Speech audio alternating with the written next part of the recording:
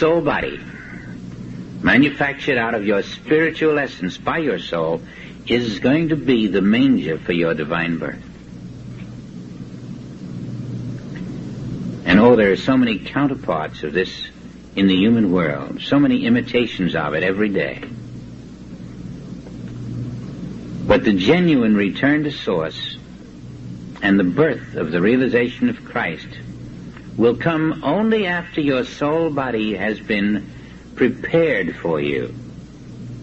You must have that manger. And you are preparing the way now for it. We are cooperating with our divinity. From source, our soul is moving now toward the fifth world. And it is outside time. And so for you to step outside time, you must now relax and let your soul take over. For your soul is your way to attain the awareness that I am outside time, not inside. Your second meditation is, my soul is always outside time.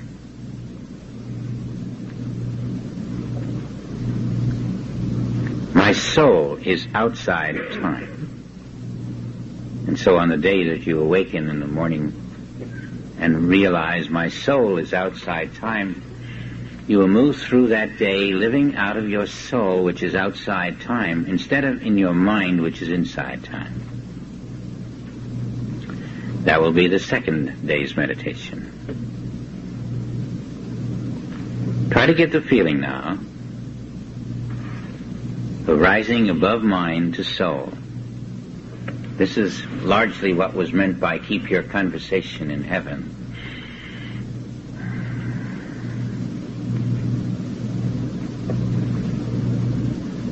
Every time you've been meditating, inadvertently or knowingly, you've been trying to lift yourself to soul awareness. And that is all part of this great yearning of soul to return for its union with spirit.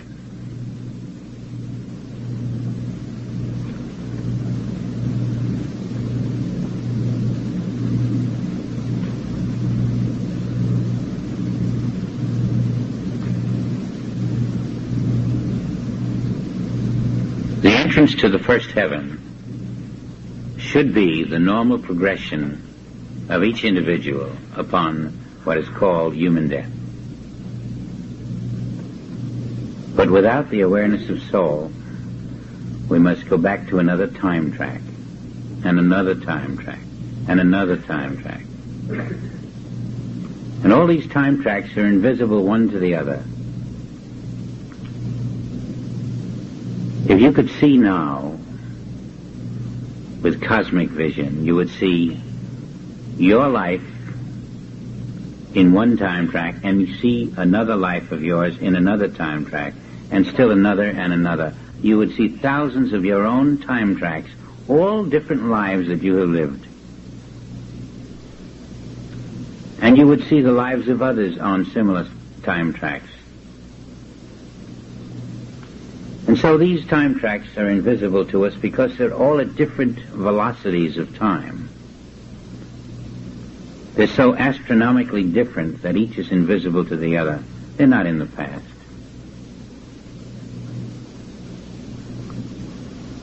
In one glorious moment, all of your own time tracks become one. Just as your mind is swallowed up by your soul. To an electrician or an electrical engineer, they would be called time circuits. And there would be circuits within circuits, as there are worlds within worlds. In this world, we have a certain speed of light. There are worlds where the speed of light is double this, but not known to a scientist. And there are worlds where the speed of light is triple this. In the different time circuits, which are not visible or cognizable by those in this time circuit, but are to those who are able to live in their cosmic consciousness. Don't confuse that with soul consciousness. If you never attain cosmic consciousness, you've lost nothing. It's almost like a freak consciousness. Soul consciousness is what we're moving toward. However, it's a helpful consciousness because it clarifies the inner workings of that timepiece. It shows you how the parts synchronize. But when you're in your soul consciousness, you won't have any parts anymore to be concerned about. All of your time tracks are gone. All of your reincarnations are over. You're living in the one eternal, undivided life.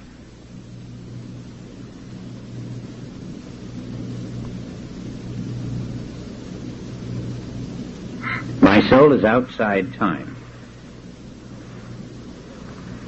I find it necessary that I do not go through one day without this awareness. Why? Because you have to become familiar with the feel of your soul. If you don't live in it consistently, you lapse back into mind controls, mental controls, and then, of course, almost automatically into the human sense of life. You lose the life of God as the reality of your being, and you work in the substitute. And so every day you find it wise.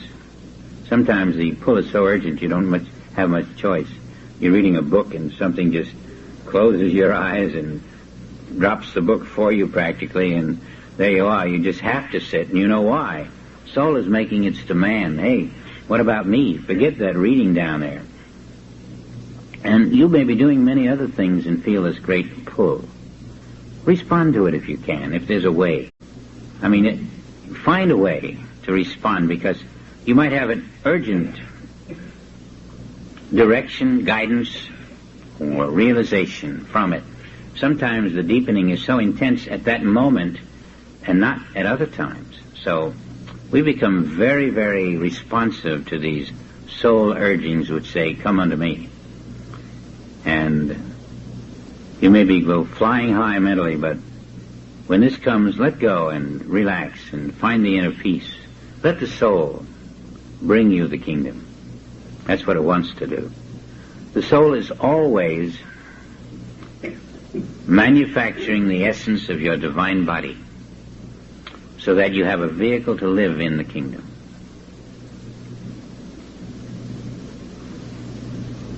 I will prepare a table for you in the wilderness. That will be your divine body.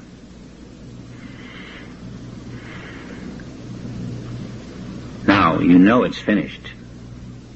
You know it's ready. But are you ready? And that's why it's delayed. And so it appears to us as if the soul were constructing it now. But it's done. It is finished. Your kingdom is finished. Your divine body is finished. Your divine self is finished. All is awaiting your dropping the garment of mortality, stepping into the new wine of spirit in the new wine bottle, the soul body, the essence. And so we have this symbolism of Mary and Judas complaining to Mary, why are you wasting that oil? Well, you know what it's saying. We're being instructed about the oil of spirit, the divine body, the essence of your soul, so that you will know there is such a thing and find confirmation in that knowledge given by Mary. Always there's Judas trying to pull you back into the time universe where there is no oil of the soul.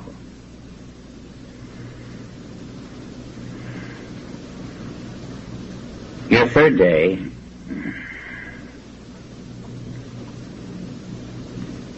we did it 4 years ago. You probably understand it better now.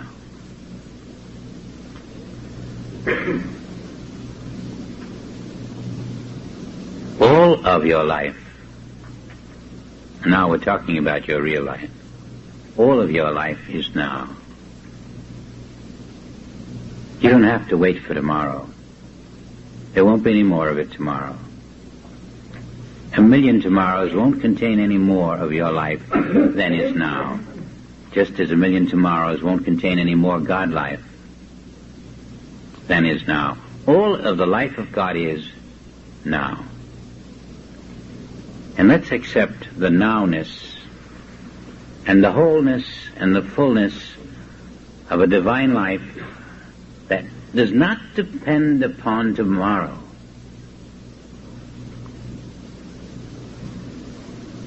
The future is an extinct word in your divine life.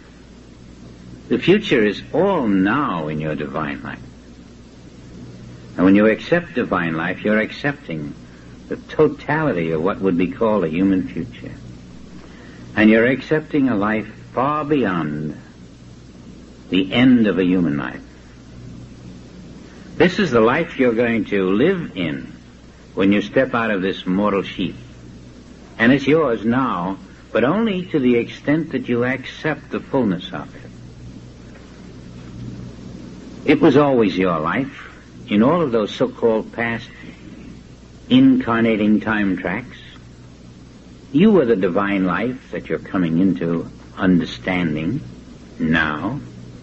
And so that life then, when you went through thousands of incarnations, that life was there and is your life now. It was always present. It hasn't gone anywhere. You simply lived in a distorted fraction of your own self, which is the nature of time. It presents to us fractions of our own being in distorted form, in a sequence of slow intervals, to the degree of our capacity to move with those intervals. But the quickening takes you out of the time tracks. The quickening lifts you into the soul consciousness, which is outside of time,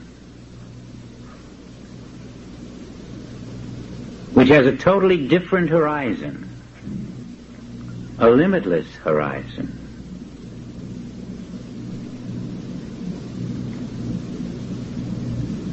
In your soul, sky does not meet the earth. In your soul, you're gazing upon infinity, and all of it is your life.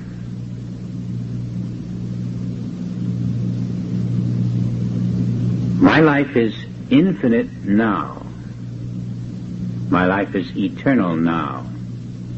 I live my life in the eternal nowness of it rather than in a sequence of tomorrows. Not piece by piece, inch by inch, drop by drop. All of my life is now. All of it. That's your third day. It's going to be a fascinating day. A difficult day to be mortal. You won't want to be.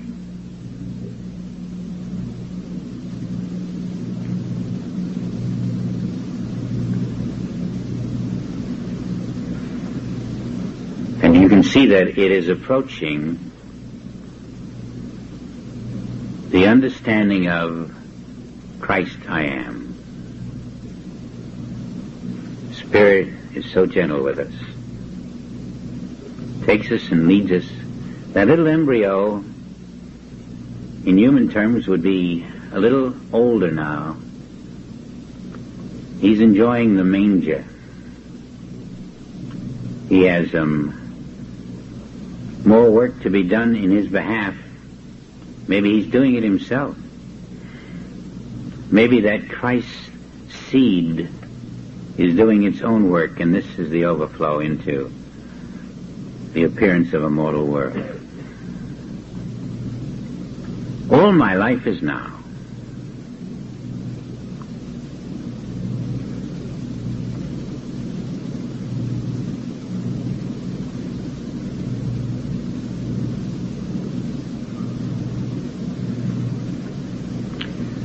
From this consciousness, look for a moment at sickness.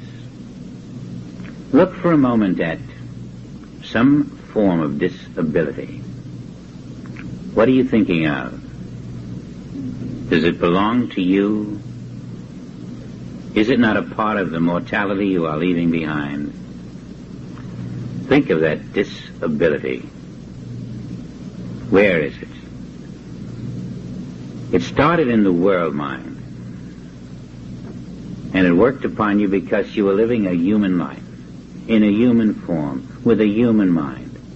That's why it seems deeply embedded. There are many tables to overturn before you can come out of that human mind and human body and human sense of life. But you can see that disability is not part of your divine self. And so it's the inability of the consciousness to step over which retains the disability, is it not? If the consciousness could step over, it would step out of that consciousness which contains the sense of a disability. And that's how close you are to stepping out of the disability. And I'm happy to report that there's more than one here who has done that. More than one. Who has stepped out of disabilities. And the experience of stepping out of disabilities is the reason we must walk in the wilderness and be tested. Because that's how we learn the powerlessness of evil, the non-reality of it. Every moment in the wilderness is a preparation for survival in the reality of divine life. Begrudge no moments. They all serve a glorious purpose. We don't want them. We don't want the disturbances they cause. But if you could look back after they're gone and see what they have done for you with spiritual eyes, you would know that they were part of a great preparation to lift you into your permanent self. They don't come the same to all of us. They take funny, twisting turns.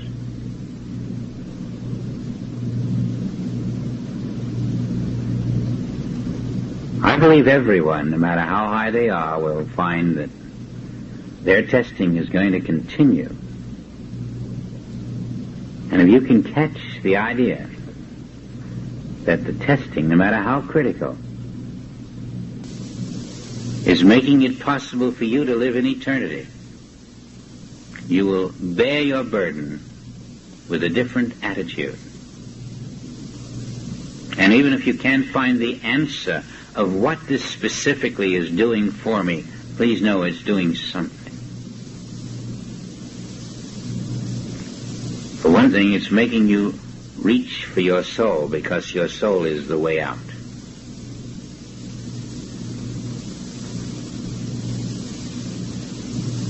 Feel the length and breadth of your life. Go into the four square life, beyond this world. How far does your life extend? Where would the possible beginning of it be if it had a beginning? Would you go back just beyond the holy days of Jerusalem? Would you go back to worlds beyond this world? Would you go back before Atlantis? How far back can you go to know your life has always been the perfect life that it is, and it has always been infinite? Feel the fullness of it, the scope of it, the glorious extent of it.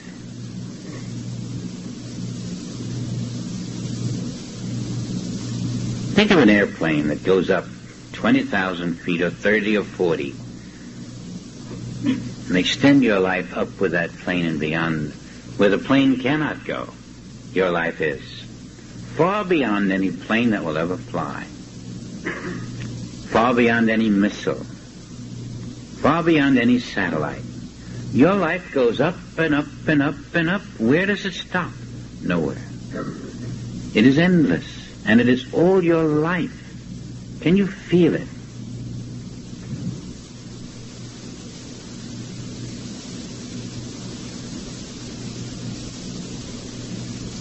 Can you go down, down, down, deeper than the ocean and realize it is your life?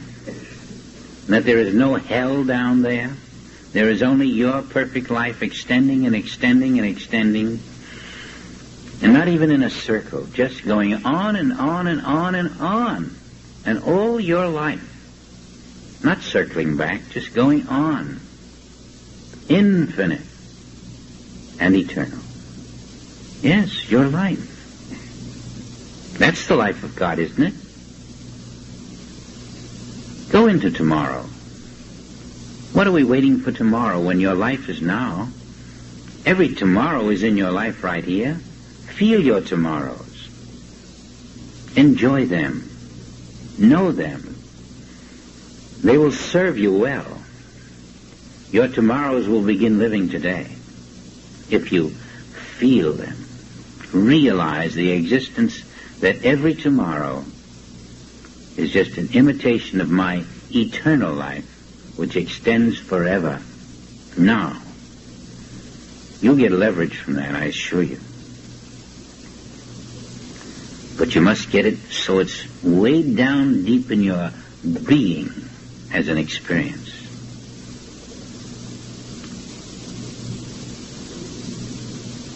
I hope that day comes on Sunday for you so you don't have to go to work.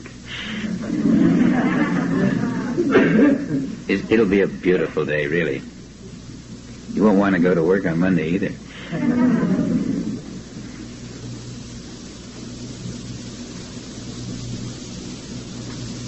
When you have done this, to a degree,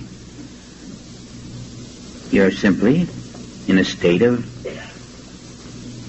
enchantment. Everything stands still.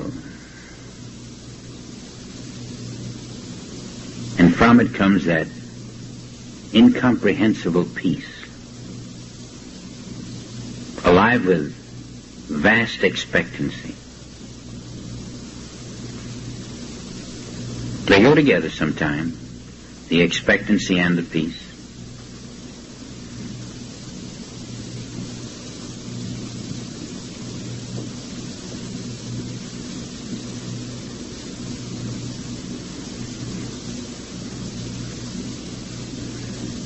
Accepting the life of God, the allness of that life which the Father has bequeathed the Son, and the Son of God has the life of God. And if you have not the life of God, you are not the Son of God. You must practice having the life of God.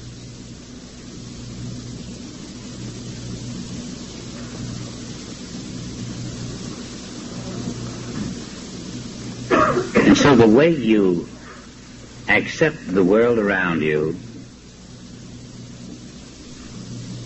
changes, because you now living in the life of God must accept the world from that focus. That which comes into my consciousness from the world, I must transform. Because where the world seemed to be, my life is. And what steps out of the world is not stepping out of the world. My life is there. And therefore, there's nothing there to come into my consciousness except my own life.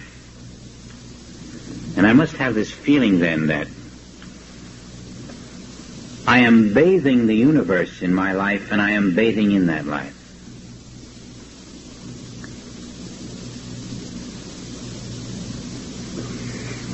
Your fourth day.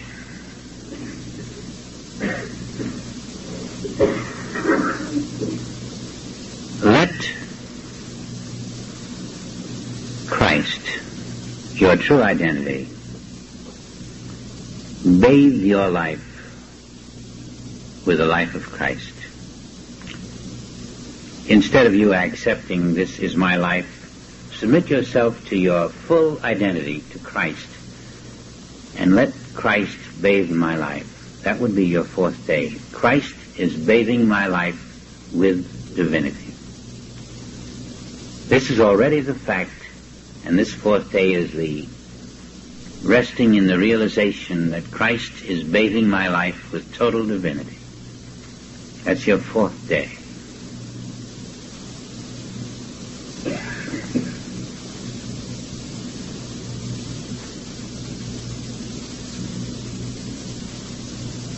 There should be a merging of your consciousness so that it is swallowed into the Christ consciousness, and you cannot say that a personal self remains. There's just a glorious being there.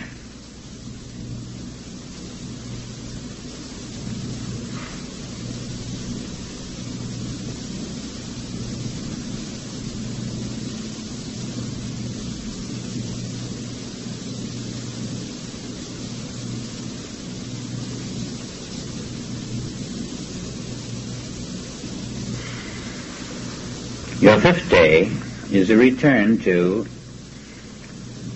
an idea previously worked on, but now from a different aspect. The entire world in time is not there. That's your fifth day. The entire world in time is not there. Now you're going to have to walk into it and do the chores of the day, but out of the consciousness that the entire world in time is not there. And so where are you going to be? You're going to make the effort to live outside time while the form walks inside time. All of this is feeding that little embryo which is trying to grow into a full-blown birth. And every time you step into a truth and practice a truth, you are weaving the essence of your own soul body.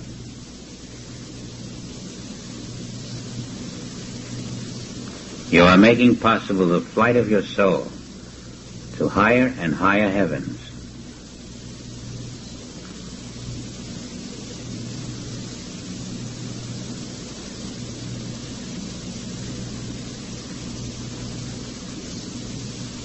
Let's review them.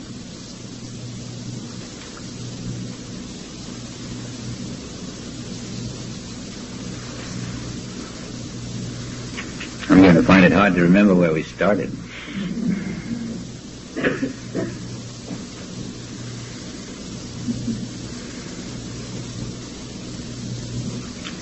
I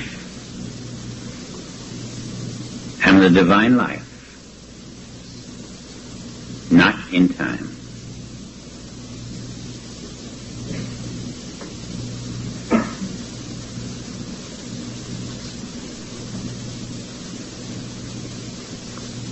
My soul lives outside time.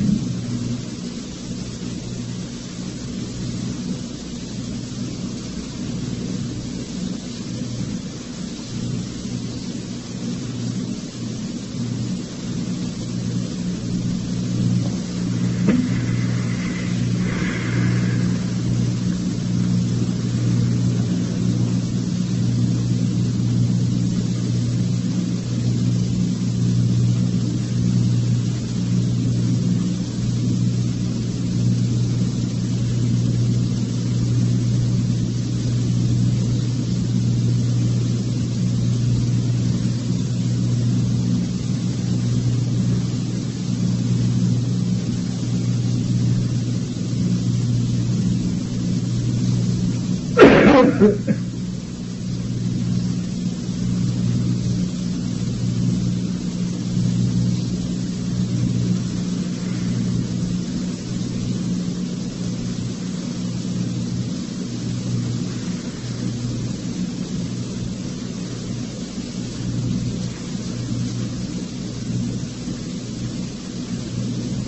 going to insert a new thought. All reality is now.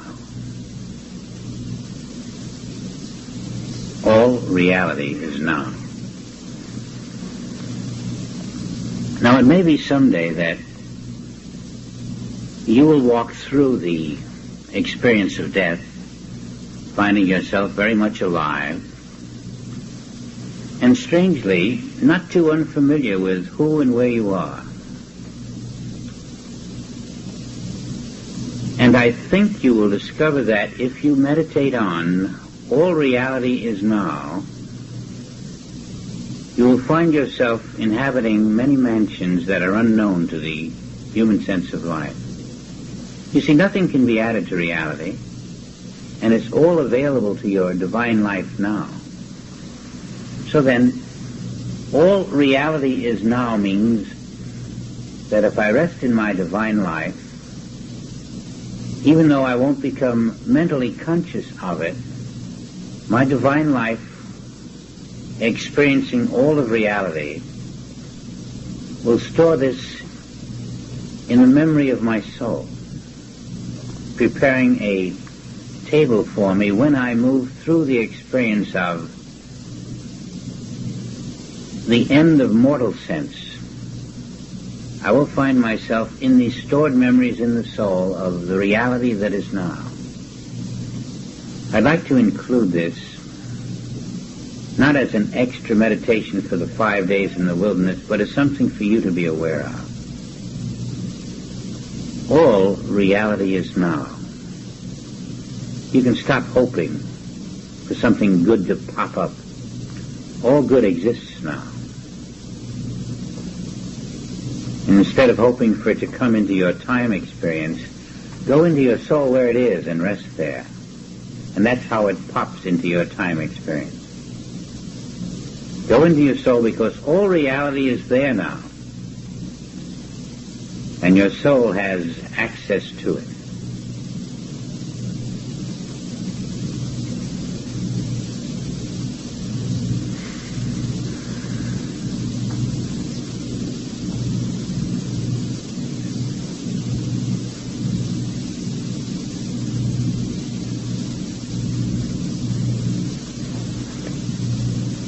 And another one. When I say I am not inside time, add to it, and I am not in a time body. I am not inside a time body. And so when you're meditating on I am not inside time, I am the divine life not inside time,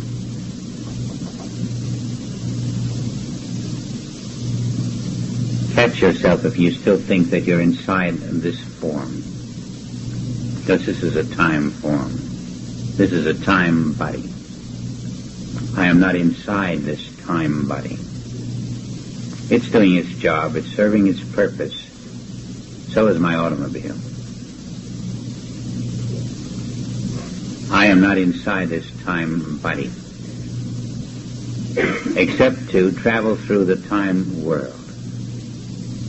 Now that I'm moving into the eternal universe, the eternal kingdom, I will eventually discard this time body. I won't need it.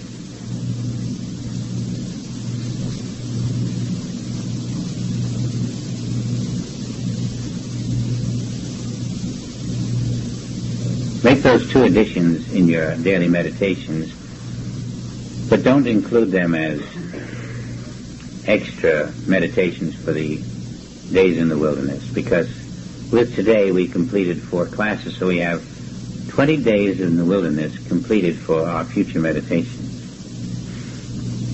And then there'll be 20 more, and I'm sure that Spirit will surprise us with a few of them.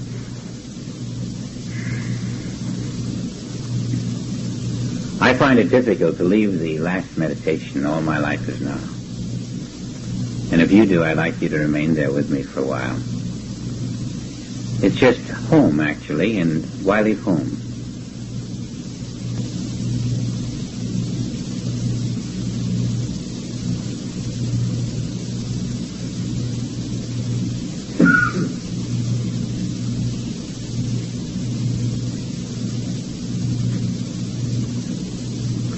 The final awareness comes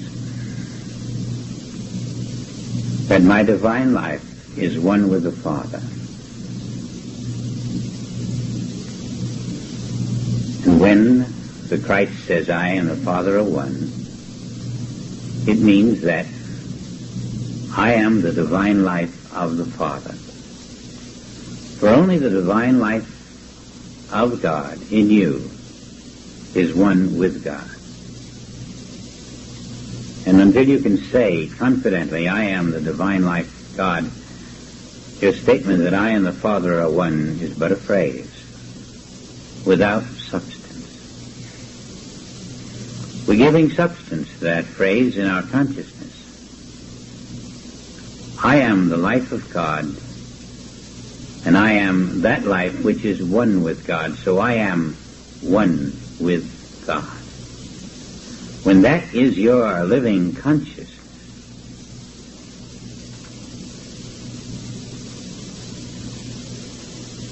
the fullness of the Godhead will lift you into the actual experience of the third heaven. And from the third, from your Christhood will flow through your spirit, through the second heaven, down to your soul, which is the first heaven, and that divine pipeline will pour the fullness of a necessary realization into what is now a human mind. All from the third heaven, in one simultaneous rhythmic flow, to express in you the divine will and to activate that divine will with divine power. That's the Christ mind. And of course, each measure of the awareness of it that comes to you finally accumulates into the total fusion of all three heavens into one. And the seventh heaven, or the third heaven, which are one and the same, incorporating all that is, becomes your natural home. That will be the divine birth.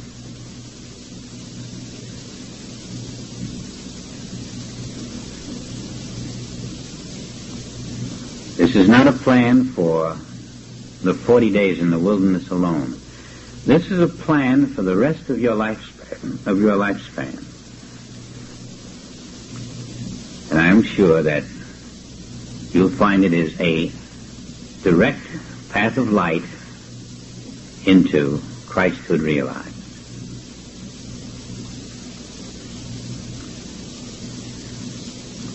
So tonight we'll move into an extension of whatever we're doing, and